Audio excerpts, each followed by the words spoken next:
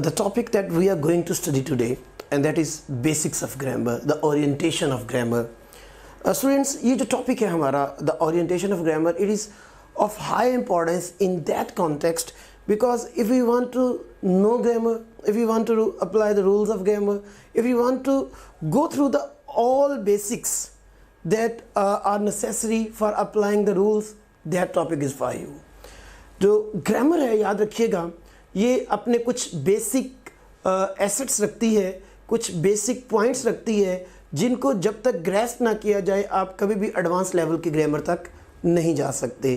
तब तक आप किसी भी असेसमेंट टेस्ट जो होते हैं, जो मुख्तलिफ एंट्रेंस टेस्ट होते हैं यूनिवर्सिटीज़ के, आप कभी भी उनके कैपेबल अपने आप को नहीं कर सकते। और you can not understand the lectures that are available in the classes और that are available on other internet sources. So basics are really important, and the topic of today is thoroughly in that context, and I highly recommend, Professor Muhammad Noman Faisal, I highly recommend to you people, before starting studying any lecture of grammar, before starting going through any rules of grammar or any book of grammar, you should go through the basics of grammar, the orientation of grammar.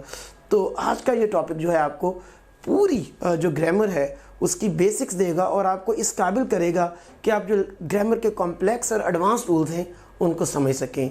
तो आइए बिस्मिल्लाहिर्रहमानिर्रहीम पढ़ते हैं। बिस्मिल्लाहिर्रहमानिर्रहीम। तो हमारा जो topic है बेसिक्स ऑफ ग्रामर, और यू कैन से in other words orientation of grammar, उसको शुरू करते हैं। तो हमारे आज के टॉपिक में हम 4 elements as basics of grammar पढ़ेंगे। First one is parts of speech, second one is parts of a sentence, third one is kinds of sentences, structure based, and then grammatical hierarchy. So let us start. topgrade.pk Pakistan की number 1 online academy क्यों है? चलिए बताता हूँ। Because we are offering easier, enjoyable and affordable exam preparation as compared to any other physical academy. आप top grade से 10 गुना बेहतर तैयारी कर सकते हैं, वो भी 75% तक के डिस्काउंट में। 2017 से लेकर अब तक टॉप ग्रेड ने आपकी तरह हज़ारों स्टूडेंट्स की हेल्प की MBBS एंड BDS में एडमिशन लेने के लिए, जो इस वक्त पाकिस्तान की मुख्तलिफ मेडिकल यूनिवर्सिटीज़ से इस वक्त MBBS एंड BDS कर रहे हैं। हमारे पास इस वक्त 1,80,000 से ज़ायद स्टूडेंट्स हैं और ये इनका ट्रस्ट है, और इन्हीं लाखों स्टूडेंट्स में से हज़ारों स्टूडेंट्स ने अपना एडमिशन सिक्योर किया और वो डॉक्टर्स, इंजीनियर्स और IT प्रोफेशनल्स बने और अपनी अपनी फील्ड में अपने कारनामे सर अंजाम दे रहे हैं। इसी की बदौलत टॉप ग्रेड ने हासिल की 4.8 गूगल रेटिंग और 3000 प्लस रिव्यूज़। इन्हीं सब तलबा को topgrade.pk सर्व कर रहा है, वो भी पाकिस्तान के 150 से ज़ायद शहरों में। और इन्हीं स्टूडेंट्स ने पाकिस्तान के मुख्तलिफ शहरों में होते हुए घर बैठे ऑनलाइन प्रेपरेशन की और अपना एडमिशन सिक्योर किया।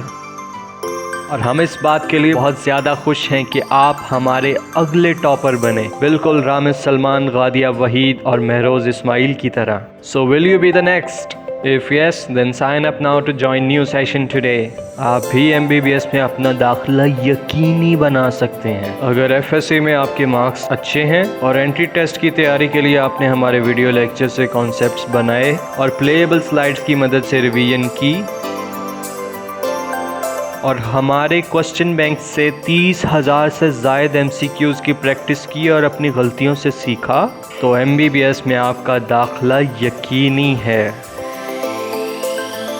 अगर FSC में आपके अच्छे मार्क्स हैं और एंट्री टेस्ट की तैयारी के लिए आपने हमारे वीडियो लेक्चर्स से कॉन्सेप्ट्स बनाए और प्लेएबल स्लाइड्स की मदद से रिवीजन की और हमारे क्वेश्चन बैंक से 30,000 से ज़ायद MCQs की प्रैक्टिस की और अपनी की गई गलतियों से सीखा और उनको मज़ीद बेहतर तरीके से इम्प्रूव किया, तो यकीन जानिए आपका MBBS में दाखिला यकीनी है।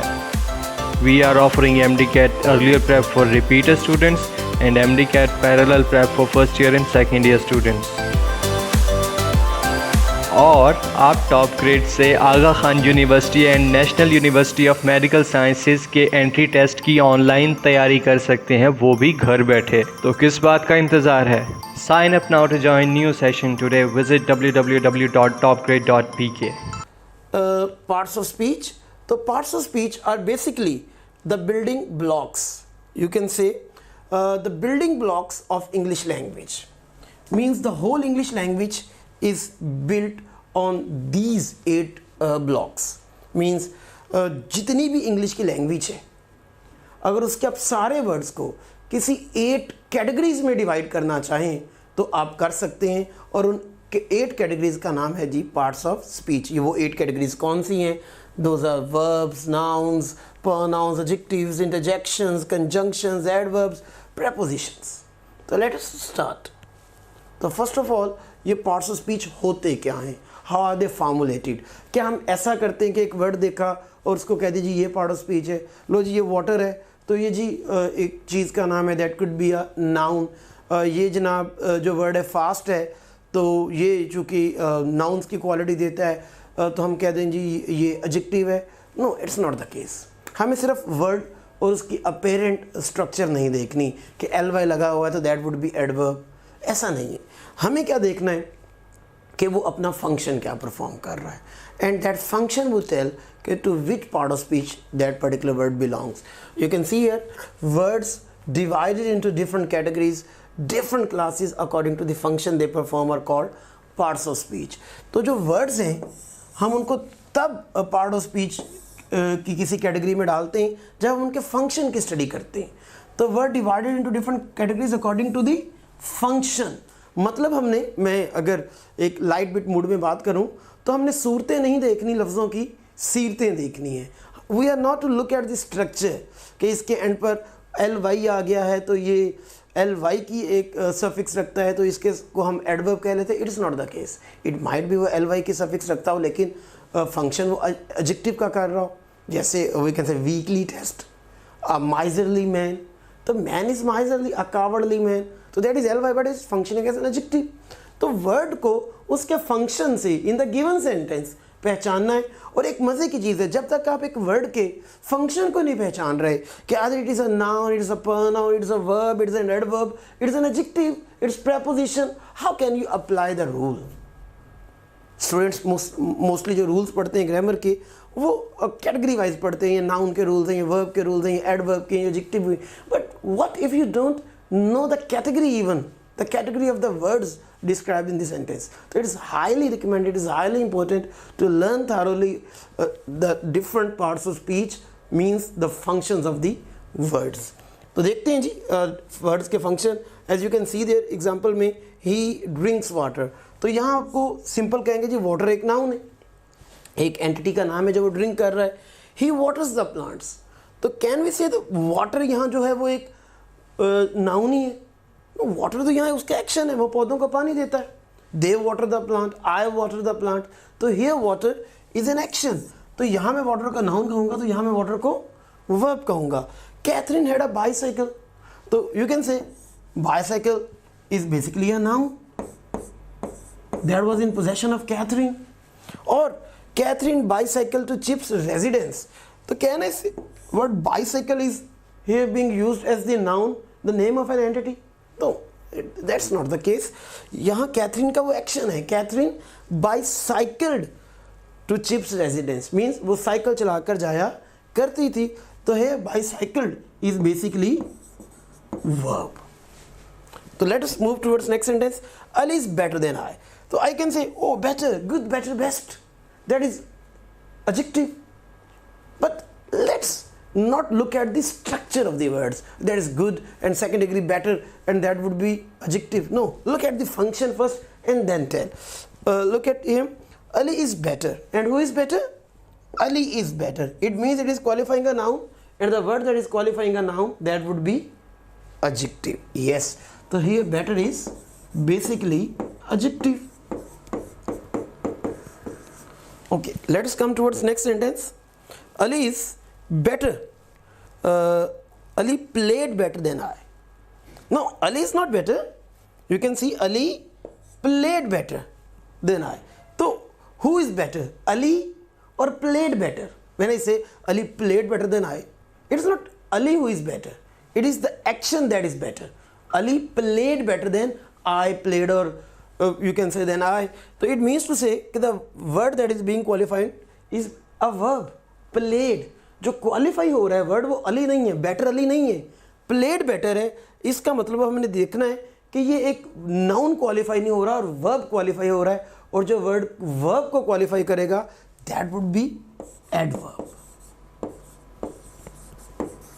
तो it means to say कि the word better is here basically an adverb. Next move करते हैं, अपने वर्ड्स के पार्ट्स ऑफ स्पीच को शुरू करते हैं. तो फर्स्ट ऑफ ऑल नाउन. तो हमने अभी पढ़ा कि चूंकि हमने फंक्शन देखना है, हमने वर्ड की स्ट्रक्चर नहीं देखनी. तो नाउन के फंक्शंस क्या हैं, जितनी भी डेफिनेशंस होंगी they will tell you the function of those words, और हम उन फंक्शन की मदद से उन वर्ड्स को रिकग्नाइज और आइडेंटिफाई कर पाएंगे. नाउन क्या फंक्शन करता है? Noun names a person, a place, a thing, an idea और क्वालिटी. मीन्स जब भी किसी idea, quality, place, person, thing का एक नेम डिस्क्राइब होगा या एक वर्ड उसके नेम के तौर पर आएगा तो हम उस सूरत में उस वर्ड को क्या कहेंगे? नाउन. मैं एक सिंपल फार्मूला देता होता हूँ स्टूडेंट को कि आप एक काम करें, एक सिंपल ध्यान में रखें, any name. Any name is a noun. Any name. Any word showing or functioning as the name is noun. Either it is a person, place, thing, quality, idea. किसी भी चीज़ का वो हो. देखिए मैं एक चीज़ कहता हूँ, I had a bad dream. तो जो वो ड्रीम है ना, वो पर्सन है, ना कोई प्लेस है, ना कोई थिंग है, ना कोई क्वालिटी है, ना चलो आइडिया किसी सेंस में शायद हम उसको रख दें, लेकिन बेसिकली वो आइडिया भी नहीं है. तो मैं क्या उसको नाउन नहीं कहूँगा, but it's a name. The visuals I see, उसको मैं क्या नाम देता हूँ? जो सोते हुए मुझे विजुअल्स आते हैं उनको मैं क्या नाम देता हूँ? ज़ाहिर मैं उनको नाम क्या दूंगा? नाउन का. तो वर्ड जो नाउन हुआ वो जो वर्ड ड्रीम हुआ, चूँकि वो एक नेम है, उनको मैं ड्रीम का नाम दूंगा. जो मुझे विजुअल्स आते हैं तो मैं उनको क्या नाम दूंगा, क्या फंक्शन दूंगा, क्या कैटेगरी दूंगा? नाउन. नेक्स्ट मूव करते हैं, एग्जाम्पल्स देखते हैं कि और कौन से वर्ड्स हैं इनके अंदर जो कि एक नेम का फंक्शन परफॉर्म कर रहे हैं और हम उनको नाउन कहेंगे. Tom Hanks is very versatile, हमें पता है कि ये एक एक्टर है. स्विट्ज़रलैंड हमें पता है कंट्री का नेम है. कंप्यूटर हमें पता है एक डिवाइस का नेम है. ब्यूटी हमें पता है कि हमारी एक क्वालिटी का नेम है, जैसे ब्रेवरी हमारी एक क्वालिटी का नेम है. ऑर्नामेंट हमें पता है कि वो टूल्स हैं जो कि मोस्टली वेयर किए जाते हैं, ख़वातीन वगैरह भी वेयर करती हैं. तो गौर करें ये सारे वर्ड्स एक नाम के तौर पर फंक्शन कर रहे हैं. कंट्री जो है वो एक ऐसी एंटिटी का नेम है जो अपनी ज़ात में सावन होती है, ख़ुद मुख्तार होती है. वर्ल्ड उस प्लेस का नेम है जहाँ हम रह रहे हैं. तो ये सारे नाम हैं. It's a name, the name of a place where we live. तो ये सारे वर्ड्स चूँकि नेम्स हैं तो any name is a noun. कोई भी वर्ड जो नेम के तौर पर फंक्शन करेगा that would B noun. Okay, next move करते हैं पेज के आगे. तो that would be pronoun first. तो pronoun is a word that is used in place of a noun to avoid the repetition of noun. तो गौर करें इसके नाम के अंदर इज़हार है pronoun. Pro means in place of. तो means a word used in place of noun is pronoun. तो क्यों यूज़ किया जाता है? बेसिक पर्पस तो होता है ताकि रेपिटेशन ना हो. मैं एग्जांपल देता हूँ. Ali is a good boy. Ali lives near to my house. Ali works hard. Ali is a good student. Ali get up early in the morning. So here you can see the repetition of Ali, and Ali. So to avoid that repetition, we use the words that are used in place of those nouns, and those words are called pronouns. Example लेते हैं. जैसे मैं Ali की जगह कह सकता हूँ Ali is a good boy. He lives near to my house. He is hard working. He gets up early in the morning. तो नेक्स्ट देखते हैं. He is studying hard. तो सारे ये जो ही है pronoun है, क्योंकि सारे ही किसी नाम की जगह पर यूज़ हुआ है. कोई Aslam, Akram, Ahmad, and none can compete him. तो you can see there कि जो none है वो लोगों के लिए यूज़ हुआ है. ये him भी एक pronoun होगा. Him means him can be Aslam, अकरम. तो none can compete him. Ali can compete him. Everyone can compete him. Who is knocking at the door, ये जो वर्ड हु है ये सारे किसी नाम की जगह पर है. I am asking who is knocking at the door. It means there would be some Aslam, Akram, Ahmad, Alina, and I'm using the word who in place of that name, and I'm saying this gives light and this light. So I'm not saying this tube gives light, this bulb gives light. I'm saying this gives light. So I'm using the word this for that bulb, that tube light. तो जो word this है उस tube light की जगह पे चूंकि use हो रहा है, तो ये दिस एक नाउन की रिप्लेसमेंट की वजह से यहाँ प्रोनाउन कहलाएगा. तो that is pronoun. Next move करते हैं वर्ब पे.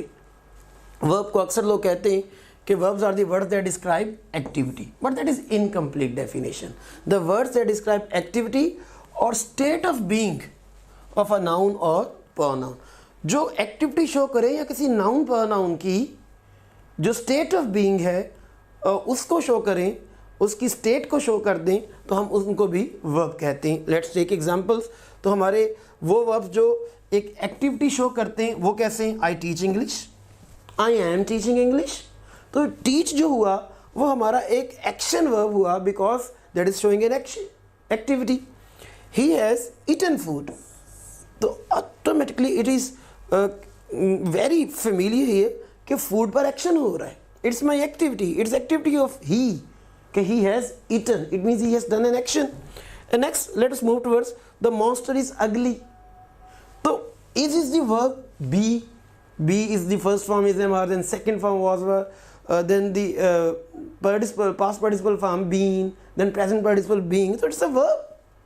तो क्या ये कोई एक्शन शो हो रहा है यहाँ is से? तो वो तो सिर्फ और सिर्फ जो है वो उसकी स्टेट शो कर रहा है. तो इट मीन्स टू से कि जो is है वो ऐसा वर्ब है जो कि स्टेट ऑफ बीइंग शो करता है, but that is not an activity showing word. तो ये स्टैटिक वर्ब भी कहला सकता है, लिंकिंग वर्ब भी हम इसको कह देते होते हैं. तो ही लुक्स हैप्पी. तो ही लुक्स हैप्पी, तो can I call the verb look as an activity? Yes, if I am saying I am looking at that poster, तो that is look at can be called an action verb then, but I am saying he looks happy. Okay, let it apply on me. I look happy. Am I doing any action while I look happy? It means to say that I'm not performing any action. That is my internal feelings that are being reflected, nothing else. ये मेरा कोई progressive action नहीं है. तो लफ्ज़ look जो होगा, लफ्ज़ फील जो होगा, सीम होगा, साउंड होगा, इवन नीड, वो स्टैटिक वर्ब है. जैसे I am standing here, I need money. Am I performing any action? I need money. So it means the word need is also a verb showing state of being, not an action verb. Need हमें ये पता तो है verb है. Need, needed, needed. Let us move towards our next slide, and these are adjectives. Adjectives are words that are used to describe nouns and pronouns. जो nouns और pronouns को describe करते हैं words, वो हमारे adjectives कहलाते हैं. And to quantify and identify them, ये क्वान्टिफाई करते हैं, कई बार मिकदार भी देते हैं, 3 boys 4 boys some milk, और ये उनको आइडेंटिफाई भी करते हैं, जैसे a good boy, a tall boy, a fat boy. तो मीन्स ये सारे के सारे वर्ड्स जो कि किसी नाउन प्रोनाउन की क्वालिटी देंगे, उनको डिस्क्राइब करेंगे, उनके मीनिंग में एडिशन और मॉडिफिकेशन करेंगे, they would be called adjectives. As sweet, hard, slow, more. I can say he is a very cute boy, he is a very sweet boy, hard boy, slow boy, more boys. तो adjectives को पहचानने का एक बहुत आसान तरीका है कि आप सिंपली उनको किसी नाउन के साथ जो है वो क्वालिफाई करवा के देख लें. If they would be qualifying any noun, they would be adjectives, and if they would not be qualifying, they would not be adjectives. Means एक word है जैसे friendly, seemingly तो ऐसे लगता है कि इसके end पर ly आया है, तो ये जनाब एक adverb हो सकता है. जैसे quickly एक adverb है, slowly एक adverb है, तो शायद इसी तरह friendly भी एक adverb हो. But let us check it. मैंने यही तो कहा था कि we are not to look at the appearances.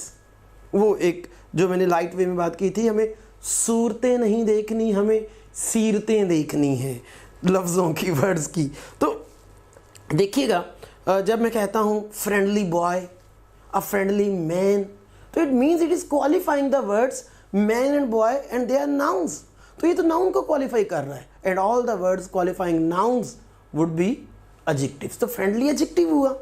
All the seemingly ये एडवर्ब लगता है, लेकिन ये एडवर्ब का फंक्शन यहाँ परफॉर्म नहीं कर रहा, तो we would push the word friendly into the category of adjectives. Next move करते हैं हम अपने टॉपिक पे, एडवर्ब पे। Adverb, the words which add the meaning to a verb, adjective और another adverbs are called adverbs. Means adverbs वो words हैं जो 3 तरह के मीनिंग वर्ड्स में मोस्टली मीनिंग ऐड करते हैं। इसकी ज़रा डेफिनेशन इनहेंस भी होगी, लेकिन अभी यहाँ तक कर लेते हैं। जो किसी वर्ब के, किसी एडजेक्टिव के या किसी एडवर्ब के मीनिंग में एडिशन करेंगे वर्ड्स, वो सारे के सारे एडवर्ब्स कहलाएंगे। मैं एक एग्जांपल दे देता हूँ इस डेफिनेशन से। ही रैन स्लोली, तो यू कैन सी देयर कि स्लोली क्या है, ही है कि स्लोली रैन है। हमें नज़र आ रहा है कि ही स्लोली नहीं है, रैन स्लोली है। और चूंकि ये एक वर्ब को क्वालिफाई कर रहा है, और इस वर्ब को क्वालिफाई करने की वजह से हम वर्ड स्लोली को क्या कहेंगे, एडवर्ब। तो देखिए हमने इस एल वाई पर नहीं गए, हमने फंक्शन देखा कि that is qualifying a verb, तो that would be adverb.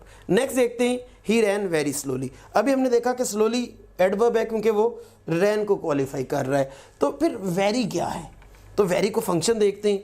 He ran very slowly, it means to say कि ये स्लोली की इंटेंसिटी बढ़ा रहा है। ही तो वेरी नहीं है, रैन भी वेरी नहीं है, इट्स वेरी स्लोली।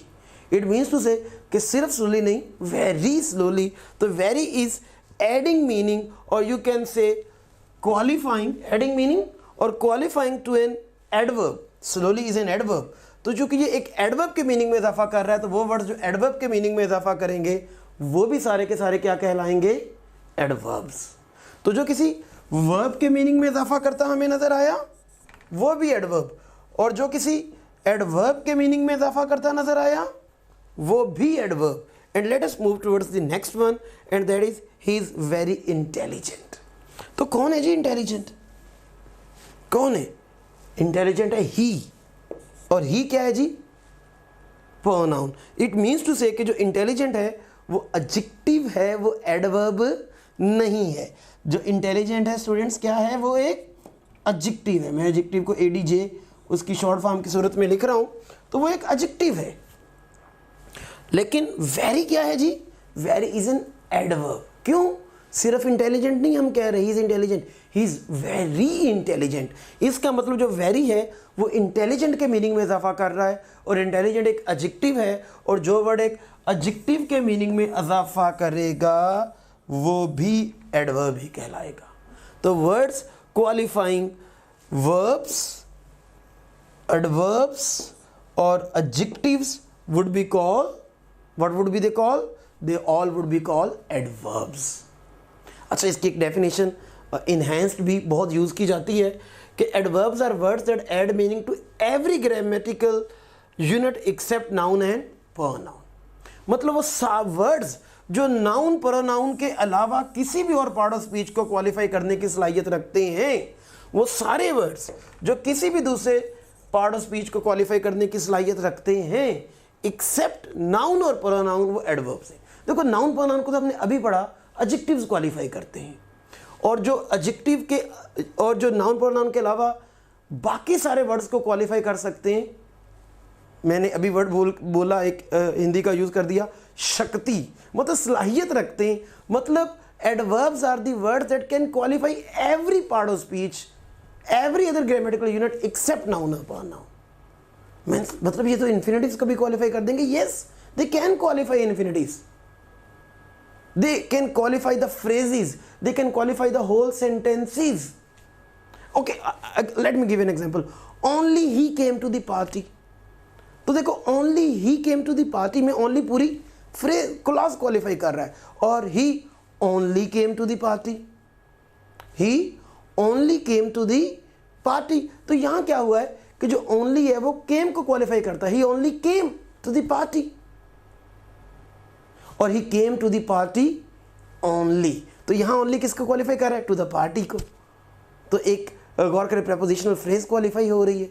तो इट मीन्स टू से कि जो adverbs are the words that can qualify every part of speech except noun और प्रोनाउन। तो let us move towards the next section and that is preposition. Preposition भी बड़ी clear है, name से ज़ाहिर है। प्रीपोजिशन, तो प्री मीन्स बिफोर, तो इट्स मीन्स कि कुछ ना कुछ इसके डेफिनेशन में ऐसा है जो बिफोर पोजीशन को डिस्कस करता है। तो yes, that is the case. Preposition basically are put before और आर पोजिशनड बिफोर। और किसके पोजीशन बिफोर होते हैं? Preposition is a word that is put before a noun और अ प्रोनाउन। हर सूरत किसी नाउन या प्रोनाउन से पहले आएगा। अब एक स्टूडेंट सोच सकता है sir it can B an adjective, क्यों? क्योंकि एडजेक्टिव भी तो नाउन प्रोनाउन से पहले आते हैं। Good boy, bad boy, tall boy, sweet boy, hard working boy. But students वहाँ जो good, bad, tall, hard working जो है वो बॉय की क्वालिटी दे रहा है, उसके मीनिंग में इनहेंस कर रहा है। प्रेपोजिशंस नाउन प्रोनाउन से पहले तो आती हैं but they are do not add meaning to any noun और प्रोनाउन। देखें क्या कर रही हैं। Preposition is a word that is put before a noun और pronoun to show its relation. उसको डिस्क्राइब नहीं कर रहा, उस वर्ड के मीनिंग में इजाफा नहीं कर रहा, उसका रिलेशन दे रहा है विद सम अदर नाउन और pronoun in the same sentence. उसी सेंटेंस में मौजूद किसी और नाउन या प्रोनाउन के साथ उसका मीनिंग दे रहा है। एग्जाम्पल देखते हैं, द कैट और टेबल। गौर करें, इसमें ये दो नाउन्स हैं, ये बोथ आर नाउन्स। नाउन्स को हम एन से रिप्रेजेंट करते हैं, एडजेक्टिव को एडीजे से, एडवर्ब को एडीवी से, प्रेपोजिशन को पीआरईपी से जब हम शॉर्ट फॉर्म में लिखते हैं। तो the cat is on the table. अगर मैं ऑन लेता हूं तो गौर करें टेबल और कैट का रिलेशन क्या है कि the cat is okay, suppose it is the cat is on the table. लेकिन अगर मैं कहता हूं the cat is under the table तो वो टेबल के नीचे चली गई है। तो गौर करें जैसे प्रेपोजिशन चेंज हो रही है इन दोनों वर्ड्स का रिलेशन चेंज हो रहा है। पहले ये रिलेशन था और अब ये रिलेशन है, और किसी भी जरूरत भी ऑन या अंडर टेबल की कोई क्वालिटी बयान नहीं कर रहे, ऑल दो उससे पहले आ भी रहे। The cat is in the table, अगर वो किसी ड्रॉर में घुस जाएगी तो that would be in the table. और विद द टेबल अगर वो उसके बिसाइड होगी, उसके साथ होगी, तो we can say the cat is with the table. तो you can see there the relation is being changed. तो preposition is a word put before noun and pronoun to show its relation with some other noun or pronoun in the same sentence. Next move करते हैं हम अपने, ये एक pick है जो आपको दिखा रही है कि ओवर द डोर का मतलब उसके ऊपर है, जो इन है आप उससे अंदर एंटर हो रहे हैं, आउट आप उससे बाहर आ रहे हैं, आफ्टर उसके पीछे, बिफोर उसके सामने, अंडर उसके नीचे है, बाय दरवाजे के साथ है। तो इट मीन्स टू से कि जो वर्ड्स हैं सारे के सारे प्रेपोजिशन के, वो डोर और इस पर्सन का रिलेशन अगर आप सेंटेंसेस बनाएं तो आपको बहुत सारे रिलेशंस मिल जाएंगे। तो नेक्स्ट मूव करते हैं जी कंजंक्शन पे। कंजंक्शन वर्ड जो निकला है वो निकला ही जंक्शन से है। तो जंक्शन आपने जैसे फिजिक्स में पढ़े थे, P junctions and N junctions. तो यस, ज्वाइनिंग पॉइंट्स। तो कंजंक्शंस जो होते हैं ये ज्वाइनिंग वर्ड्स होती हैं। A conjunction connects to or more clauses, phrases and words. आज इस लेक्चर में आप क्लॉजेज, फ्रेजेस और वर्ड्स को में क्या डिफरेंस है वो भी जानेंगे। एक थोड़ा सा डिफरेंस दे देता हूँ कि क्लॉज एक ऐसा ग्रुप ऑफ वर्ड्स होता है जो सब्जेक्ट, प्रेडिकेट या सादा कह लें सब्जेक्ट वर्ब रखता है, और फ्रेज एक ऐसा ग्रुप ऑफ वर्ड है जो कि सब्जेक्ट वर्ब का कॉम्बिनेशन नहीं रखता। और वर्ड तो एक सिंगल मीनिंगफुल यूनिट कह सकते हैं, जैसे मैं कह लूँ कि प्ले, तो एक सिंगल मीनिंगफुल यूनिट है तो हम उसको एक वर्ड कह लेते हैं। तो ये मिलाते हैं। लेकिन मैं अगर कंजंक्शन जो कि जोड़ती है, अगर मैं इसको एल्फी कहूँ तो एक मज़े का सिचुएशन बनेगी। ये एक ऐसी एल्फी है जो एक जैसे एलिमेंट्स जोड़ती है। मतलब लाइट वेट में कहूँ तो लोहे को लोहे से जोड़ेगी, लोहे को प्लास्टिक से नहीं जोड़ेगी। मतलब वर्ड को वर्ड से जोड़ेगी, क्लॉज को क्लॉज से जोड़ेगी, फ्रेज को फ्रेज से जोड़ेगी। तो आइए एग्जाम्पल लेते हैं। Jamil and Kashif are two friends. तो जमील भी नाउन है, काशिफ भी नाउन है, तो एंड उनको जोड़ है। तो देखो वर्ड को वर्ड से, यूं कहें नाउन को नाउन से जोड़ है। कभी ऐसा नहीं हो सकता कि नाउन को एडजेक्टिव से जोड़े। That is what I told you, join similar elements. Next, he had no ticket but he went away. तो आप गौर करें, दो क्लॉजेज हैं। मैंने भी बोला क्लॉज जिसमें सब्जेक्ट वर्ब कॉम्बिनेशन हो। तो he had no ticket, subject verb, he went away, subject verb. तो गौर करें, दो क्लॉजेज जोड़ रही हैं। कौन जोड़ा है? एक कंजंक्शन बट। तो he will succeed if you work hard। तो you can see again कि दो clauses जोड़ रही हैं। you will succeed तो you subject और he will succeed verb, you work hard you subject और work hard एक verb। तो यहाँ भी आपको दो clauses जुड़ती हुई नजर आ रही हैं। नेक्स्ट मूव करते हैं इंटरजेक्शन पे। ये हमारा लास्ट जो है वो पार्ट ऑफ स्पीच है। तो इंटरजेक्शंस क्या कहते हैं? Interjection shows sudden feelings and emotions. ये अचानक से पैदा होने वाले आपके इमोशंस और फीलिंग्स को शो करती हैं। जैसे hurrah, I have pass the exam, alas we loss the match. और अक्सर चूँकि ये इमोशंस शो करती हैं और इमोशंस शो करने के लिए हम इनके साथ जो है वो साइन ऑफ एक्सक्लेमेशन भी देते हैं। लेकिन अगर कोई ऐसी इंटरजेक्शन हो जो कि स्ट्रॉन्ग फीलिंग्स शो ना कर रही हो, लाइट फीलिंग्स शो कर रही हो, जैसे वेल, तो we will put comma after that. तो हुर्रा, अल्लास, याहू, तो these words are basically interjections because these show emotions. Let us students practice that part of speech. और हमें क्या करना है कि हमें अब जो है वो अपने ये वर्ड्स जो हैं, each word of each sentence recognize करना है कि ये किस पार्ट ऑफ स्पीच से बिलोंग करता है। एंड येस अगेन फार्मूला हमारा वही होगा, we are not look at the structure of the word, at the face value of the word, हमें उनके फंक्शंस देखने। तो आइए देखते हैं जी। शी तो हमें पता है कि प्रोनाउन होगा, रीज़न ये ज़ाहिर है किसी खातून के नाम की जगह पर आया है, किसी लड़की के नाम की जगह पर आया है। शी फॉट, तो ये तो अगर हो गया प्रोनाउन को हम PR शॉर्ट फॉर्म में लिख देते हैं, तो दैट वुड बी वर्ब, ज़ाहिर है उसका एक्शन है। तो लाइक अ टाइग्रेस, अब हमें लाइक नहीं समझ आ रहा होगा, लाइक तो वर्ब भी होता है, आई लाइक बुक्स, तो यहाँ लाइक क्या है? तो लेकिन आप एक काम किया करेंगे, अगर आपको कोई प्रॉब्लम हो तो वर्ड छोड़ दिया, क्योंकि अक्सर वर्ड अपने सराउंडिंग के फंक्शन की वजह से पहचाने जाते हैं। तो दैट इज़ वाई हम आगे चल जाते हैं, जो हमें समझ आ रही है हम वो कर लेते हैं। तो टाइग्रेस जो है वो एक नाउन है, ज़ाहिर है ये एक एनिमल का नेम है। तो शी फॉट लाइक आ जो है वो एक आर्टिकल है। अब आर्टिकल तो हमारा कोई पार्ट ऑफ स्पीच ही नहीं था। पार्ट ऑफ स्पीच तो 8 थे, noun, pronoun, verb, adverb, adjective, preposition, conjunction, interjections. तो इट मीन्स उसे कि आप कोई ना कोई पार्ट ऑफ स्पीच तो है, या किसी का कैटेगरी का, किसी ना किसी कैटेगरी की पार्ट तो है। तो आ बेसिकली एडजेक्टिव होता है। हम कैसे इसको पहचान सकते हैं? देखिए, आज जो है नाउन को क्वालिफाई करता है। A book, a man, a boy, तो जो वर्ड्स नाउन को क्वालिफाई करते हैं वो एडजेक्टिव है। और यहाँ भी देखें अ टाइग्रेस, तो एक नाउन को क्वालिफाई करता है, और सारे वर्ड जो किसी नाउन को क्वालिफाई करेंगे those would be called adjectives. अब लाइक की तरफ आ जाते हैं कि ये लाइक क्या है। तो गौर करें, लाइक जो है वो इस टाइग्रेस की क्वालिटी नहीं दे रहा, उसके मीनिंग में कोई एडिशन नहीं कर रहा। चलो लाइक अ ब्रेव टाइग्रेस, तो ब्रेव को हम कह लेते, लेकिन लाइक तो नहीं कर रहा। इट मीन्स कि ये कोई एडजेक्टिव तो नहीं है। ओके, नेक्स्ट देखते हैं। तो वर्ब भी नहीं है, वर्ब तो ये हो गुजर गया। ये कोई प्रोनाउन भी नहीं है, ये कोई नाउन भी नहीं है। अब इसको ज़रा गौर से देखते हैं, कहीं एडवर्ब तो नहीं है। She fought like a tigress, के फॉट, चलो फॉट ब्रेवली होता, फॉट वेलियंटली होता, तो वो फाइट करने का एक मैनर था, तो हम कह लेते कोई एडवर्ब है। लेकिन लाइक तो फॉट के साथ कोई मीनिंग में जो है इजाफा फाइट के कर ही नहीं रहा। इट मीन्स टू से कि ये एडवर्ब भी नहीं है। तो फिर क्या है? तो आइए ज़रा देखते हैं, प्रेपोजिशन की कैटेगरी रह गई डिस्कस करने वाली। प्रेपोजिशन क्या होती है? Preposition is a word put before a noun और pronoun to show its relation with some other noun और pronoun in the same sentence. तो गौर करें, अ टाइग्रेस एक नाउन ग्रुप है, अ टाइग्रेस एक नाउन ग्रुप है। तो इट मीन्स ये उस नाउन से पहले आया है। तो प्रेपोजिशन इस नाउन से पहले आ रहा है और उसका रिलेशन दे रहा है, किसके साथ दे रहा है? उसका रिलेशन शी के साथ, कि she is like a tigress. वो शी जो है वो टाइग्रेस जैसी है, वो ये टाइग्रेस की तरह उसने फाइट की थी।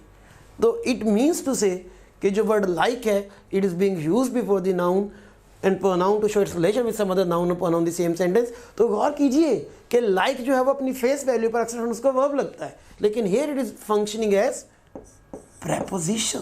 तो प्रेपोजिशन को हम शॉर्ट करके प्रेप लिखते हैं। वो मैं अक्सर ये जो पार्ट्स ऑफ स्पीच की आइडेंटिफाई करते हुए कहता होता हूँ, देते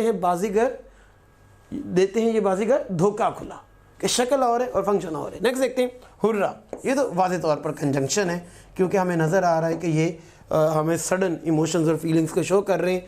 अब आवर टीम, तो आवर तो प्रोनाउन लगता है। तो लेकिन एक मज़े की चीज़ आपको बता दूं, ये प्रोनाउन नहीं होता। ऑल द आप कहेंगे sir we, our, us, ours, ये तो प्रोनाउंस है। तो लेकिन इन चारों में एक वर्ड वाहिद है जो कि प्रोनाउन नहीं है, वही आवर, अस और आर्स में। देखते हैं वो कौन सा है, लेकिन पहले बाकी कर लेते हैं। जब भी कोई डिस्क्रिपेंसी आए तो पहले बाकी करके आ जाते हैं। टीम ज़ाहिर एक नाउन है, ज़ाहिर 11 प्लेयर्स को हम एक नेम देंगे, नेम तो नाउन है, and this team. Team von, ये उनका एक्शन है, that would B verb. Articles हमने अभी पढ़ लिया कि एडजेक्टिव्स होते हैं। दोबारा उसको अगर आप चेक कर लें तो करना चाहें तो कर सकते हैं। मैच, मैच क्या है? नाउन, और जो नाउन को क्वालिफाई करेगा द मैच, वो सारे एडजेक्टिव है।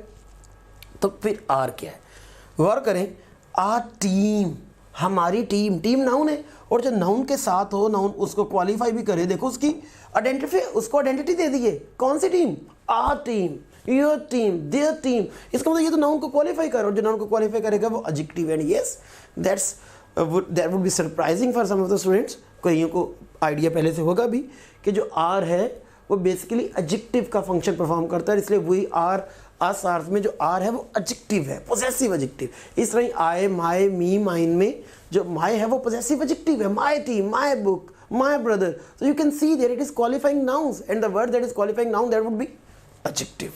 नेक्स्ट मूव करते हैं, Muslims fast in the Holi month of Ramzan. तो मुस्लिम्स ज़ाहिर एक नेशन का नेम है, that would B noun. Fast तो गौर करिए उनका एक्शन है, रोज़ा रखते हैं, तो that would be a noun. गौर करें, मैं अगर इसको एज अ नाउन यूज़ करना चाहूँ तो वो भी कर सकता हूँ, sorry that is a verb, ये उनका एक्शन है, तो मुस्लिम्स फास्ट। लेकिन इसको मैं चाहूँ तो नाउन के तौर पर भी यूज़ कर सकता हूँ।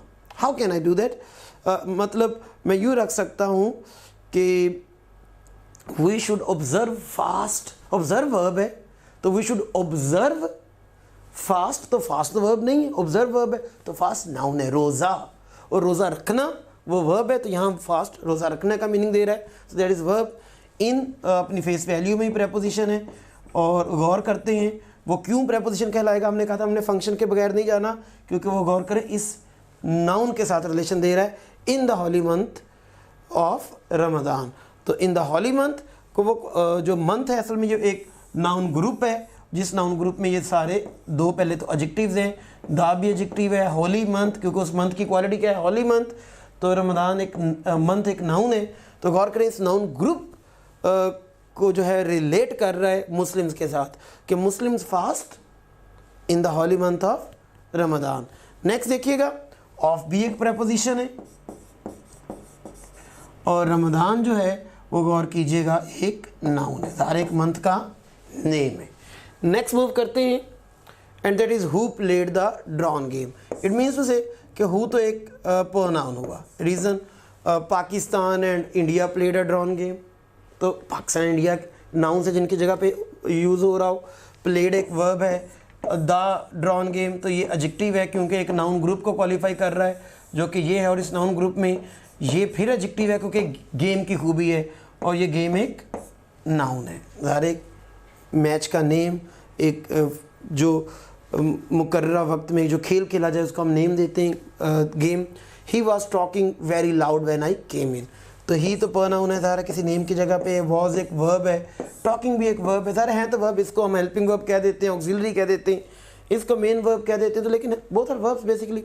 वेरी लाउड तो वेरी बेसिकली एडवर्ब भी होता है, गौर करें यहाँ एडवर्ब का फंक्शन परफॉर्म कर रहा है कि नहीं कर रहा, तो पहले हमें लाउड का फंक्शन देखना है।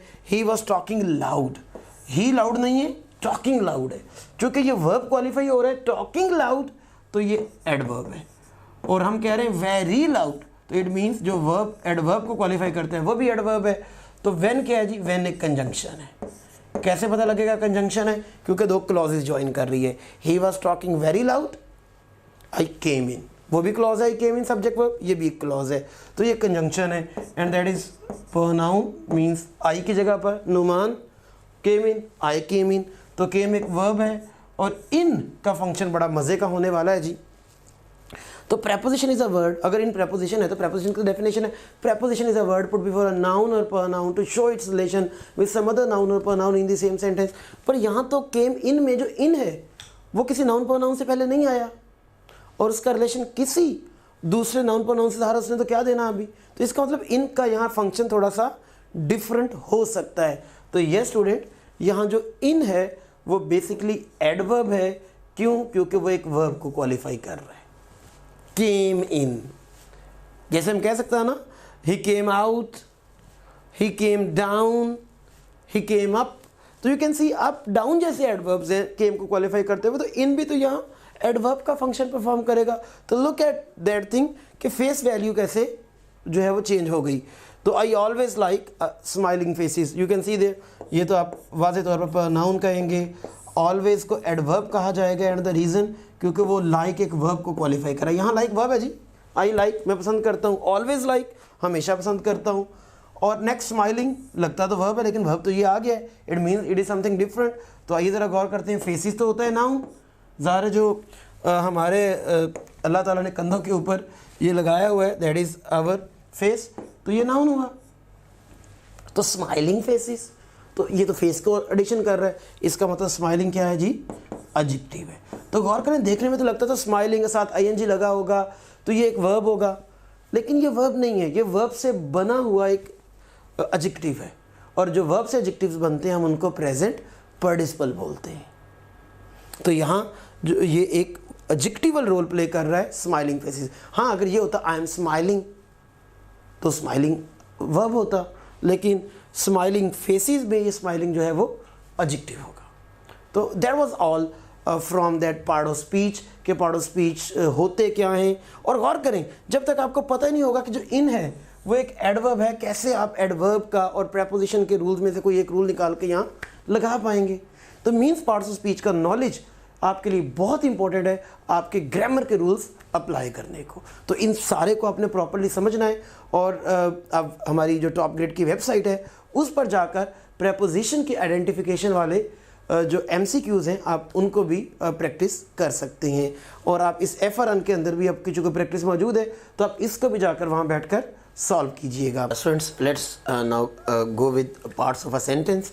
सेंटेंस के जो पार्ट्स होते हैं, इम्तिहान की तैयारी के लिए आखिर टॉप ग्रेड ही ज्वाइन क्यों करें? चलिए बताता हूँ। आप अपने कॉन्सेप्ट्स को हमारे वीडियो लेक्चर्स से मज़ीद बेहतर बना सकते हैं। ये अब आप देखें, अब मैं आपको मोर रियलिस्टिक वे में जो ग्रीन हाउस इफेक्ट है इसको अब आपको मैं बताता हूँ। और अगर आपको अपना सिलेबस पहले से मज़ीद तेज़ी से रिवाइज करना है तो आपको मिलेंगी playable slides. Coordination and control, तो सबसे पहला क्वेश्चन जो हमारे माइंड में अराइज होता है कोऑर्डिनेशन एंड कंट्रोल से रिलेटेड, वो ये अराइज होता है कि why do we need to have coordination. इसके साथ साथ आप 30,000 से ज़ायद हलशुदा MCQs की प्रैक्टिस कर सकते हैं, जिससे आप जितने चाहें और जैसे चाहें टेस्ट क्रिएट कर सकते हैं।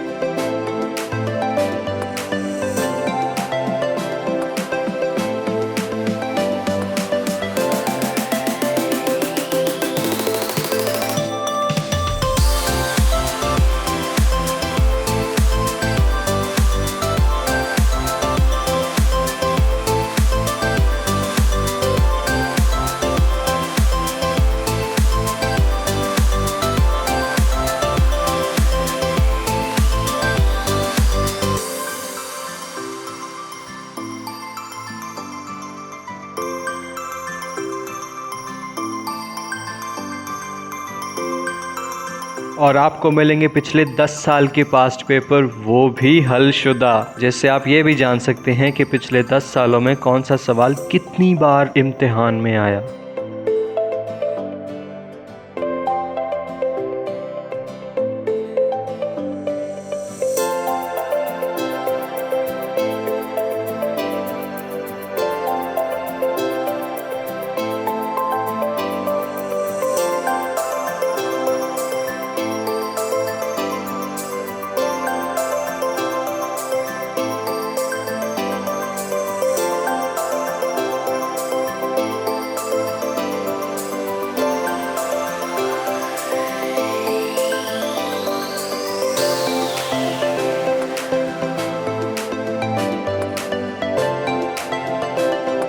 क्या आप अपनी तैयारी का इम्तिहान लेना चाहते हैं?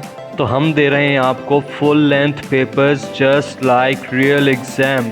फुल लेंथ पेपर्स के ऑप्शन पे जाके आप एग्ज़ाम लॉन्च कीजिए और उसके बाद आप बिल्कुल रियल एग्ज़ाम की तरह अपना पेपर कर सकते हैं। It's amazing practice for your real exam.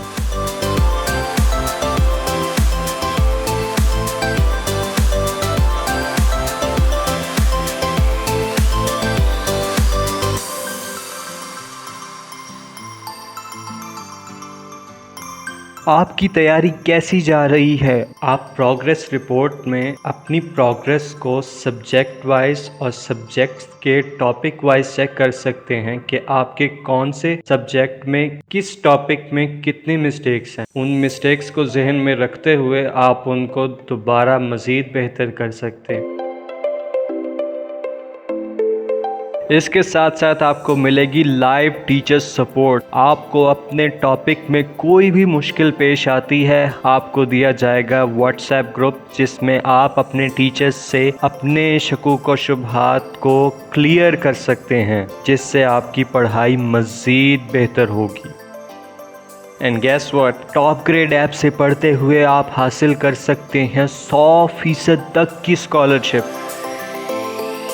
आप भी MBBS में अपना दाखिला यकीनी बना सकते हैं। अगर FSC में आपके मार्क्स अच्छे हैं और एंट्री टेस्ट की तैयारी के लिए आपने हमारे वीडियो लेक्चर से कॉन्सेप्ट्स बनाए और प्लेएबल स्लाइड्स की मदद से रिवीजन की और हमारे क्वेश्चन बैंक से 30,000 से ज़ायद MCQs की प्रैक्टिस की और अपनी गलतियों से सीखा, तो MBBS में आपका दाखिला यकीनी है। अगर FSC में आपके अच्छे मार्क्स हैं और एंट्री टेस्ट की तैयारी के लिए आपने हमारे वीडियो लेक्चर्स से कॉन्सेप्ट्स बनाए और प्लेएबल स्लाइड्स की मदद से रिवीजन की और हमारे क्वेश्चन बैंक से 30,000 से ज़ायद MCQs की प्रैक्टिस की और अपनी की गई गलतियों से सीखा और उनको मज़ीद बेहतर तरीके से इम्प्रूव किया, तो यकीन जानिए आपका MBBS में दाखिला यकीनी है। We are offering MDCAT earlier prep for repeater students and MDCAT parallel prep for first year and second year students. और आप टॉप ग्रेड से Aga Khan university and national university of medical sciences के एंट्री टेस्ट की online तैयारी कर सकते हैं, वो भी घर बैठे। तो किस बात का इंतज़ार है? Sign up now to join new session today. Visit www.topgrade.pk। इनको जानना इसलिए ज़रूरी है कि because when you are applying the rules of concord और सब्जेक्ट वर्ब एग्रीमेंट और अदर थिंग्स, तो हमें सेंटेंस के पार्ट्स जो हैं वो एटलीस्ट इस काबिल बनाते हैं कि हम समझ सकें कि कहाँ सब्जेक्ट है और कहाँ उसका वर्ब है। तो सेंटेंस बेसिकली हमारा जो होता है स्टूडेंट्स, वो दो पार्ट्स रखता है, सब्जेक्ट एंड प्रेडिकेट। तो सब्जेक्ट और प्रेडिकेट मिलकर एक सेंटेंस की फॉर्मुलेशन करते हैं। तो आइए इसको देखते हैं कि ये कैसे मुमकिन है। सब्जेक्ट इज़ अ वर्ड और group of words about which information is given in a sentence. तो सब्जेक्ट एक वर्ड है या यूँ कह लें कि ग्रुप ऑफ वर्ड्स है about which information is given in a sentence, जिसके बारे में इंफॉर्मेशन दी जा रही है। अच्छा, स्टूडेंट्स कहेंगे सर हमने तो सब्जेक्ट ये पढ़ा था कि subject is the doer of an action, the agent, काम करने वाला। तो लेकिन स्टूडेंट्स सारे सेंटेंस में जो सब्जेक्ट है वो एक्शन परफॉर्मर तो नहीं होता। Let me give you an example. Okay, Numan is an English teacher. तो इस सेंटेंस में Numan is an English teacher, तो नुमान कौन सा एक्शन परफॉर्म कर रहा है? कुछ भी नहीं। तो यहाँ तो नुमान की सिर्फ एक डिस्क्रिप्शन आ रही है। तो वर्ड इज़ है, इसका मतलब ये हुआ कि वो किसी सूरत भी जो है वो किसी एक्शन को परफॉर्म करने को शो नहीं कर रहा। तो नुमान कोई एक्शन तो शो नहीं कर रहा है, लेकिन नुमान है तो सब्जेक्ट। लेकिन नुमान के बारे में इंफॉर्मेशन तो दी जा रही है ना, इज़ एन इंग्लिश टीचर। तो इट मीन्स टू से कि जो हमारा सब्जेक्ट होता है वो ज़रूरी नहीं है कि वो एक्शन परफॉर्म कर रहा हो। इट माइट बी वो एक्शन ना परफॉर्म कर रहा हो, उसकी स्टेट ऑफ बीइंग दी जा रही हो।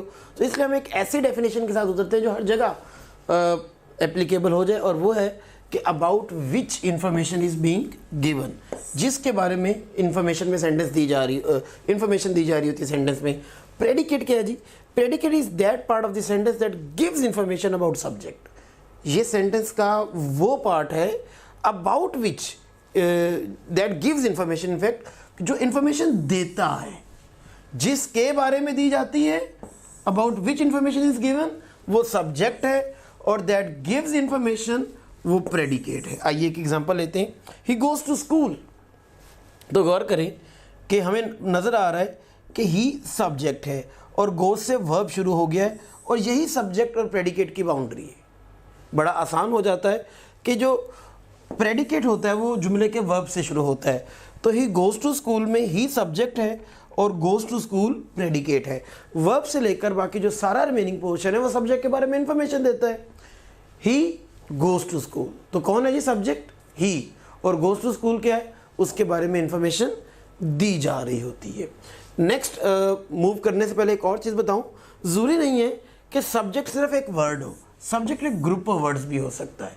और प्रेडिकेट ज़रूरी नहीं एक वर्ब ही हो, वर्ब के बाद जो भी एडवर्बियल एलिमेंट्स या प्रेपोजिशनल फ्रेजेस या ऑब्जेक्ट वगैरह लगा होता है वो सारे के सारे जो होंगे बेसिकली वो प्रेडिकेट का पार्ट होंगे। अच्छा, मैं आपको एक एग्जांपल देता हूँ। असलम विद हिज फैमिली, तो मैं क्या कहूँगा? Lives in their house. तो असलम विद हिज फैमिली जो है वो हमारा सब्जेक्ट है। क्यों? लिव्स वर्ब है और वर्ब से मैंने बोला था कि आपका क्या शुरू होगा? प्रेडिकेट। तो लिव्स विद हिज फैमिली जो है हमारा प्रेडिकेट पार्ट है और ये जो है वो किसके बारे में इंफॉर्मेशन दे रहा है? असलम विद हिज फैमिली के बारे में। नेक्स्ट मूव करते हैं आइडेंटिफाई सब्जेक्ट एंड प्रेडिकेट वाले हिस्से में। तो Ali with his family is planning to live here. तो गौर करें, हम अगर इसके अंदर अब निकालें कि जो हमारा सब्जेक्ट और प्रेडिकेट की बाउंड्री क्या है, तो मैंने एक बड़ा आसान सा आप लोगों को एक एलिमेंट दे दिया था कि जहाँ से वर्ब शुरू होता है उससे आगे सब प्रेडिकेट है और जो उससे पीछे है, मतलब उससे पहले जो आ रहा है वो सारे का सारा सब्जेक्ट है। So this is subject and this can be termed as predicate. Next देखते हैं, the boys who make a lot of noise are disliked. तो गौर करें हमारा असल में जुमला क्या है? The boys are disliked by me. और who make a lot of noise, असल में उस बॉयज के बारे में हम एक इंफॉर्मेशन दे रहे हैं। तो इट मीन्स टू से कि इस जुमले में हमारा असल अगर सब्जेक्ट है तो द बॉयज है और उसका प्रेडिकेट है आर डिसलाइक्ड बाय मी। तो जो who make a lot of noise है ये खुद अपने अंदर देखें तो एक सब्जेक्ट प्रेडिकेट रखे हुए। तो हु यहाँ इसका सब्जेक्ट है और इसका प्रेडिकेट है make a lot of noise.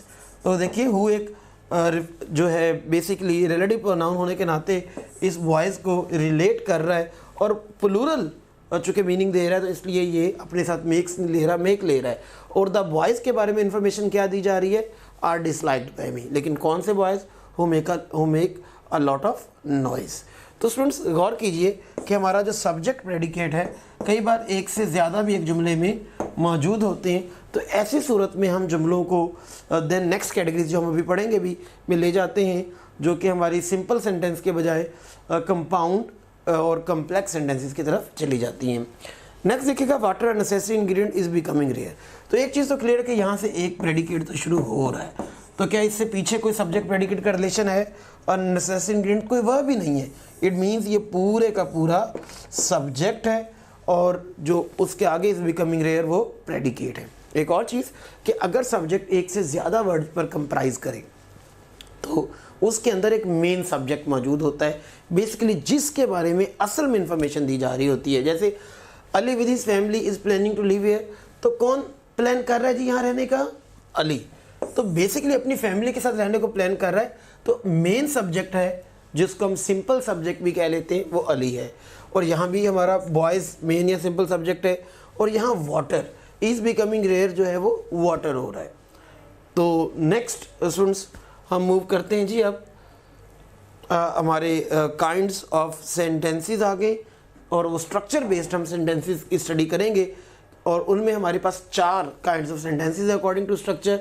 आखिर स्टूडेंट्स टॉपग्रेड.pk से इतना प्यार क्यों करते हैं? चलिए बताता हूँ। क्योंकि टॉप ग्रेड ने आप ही की तरह हज़ारों स्टूडेंट्स को 2017 से ऑनवर्ड MBBS एंड BDS में एडमिशन सिक्योर करने में बहुत हेल्प की और ये सब इस बात के शुक्रगुजार हैं कि इन्होंने टॉप ग्रेड को अपनी एग्ज़ाम प्रेपरेशन के लिए चूज़ किया, जिस वजह से आज ये पाकिस्तान की मुख्तलिफ मेडिकल यूनिवर्सिटीज़ में पढ़ रहे हैं। तो चलिए आपको सुनवाते हैं उन्हीं में से कुछ स्टूडेंट की सक्सेस स्टोरी उन्हीं की ज़ुबानी।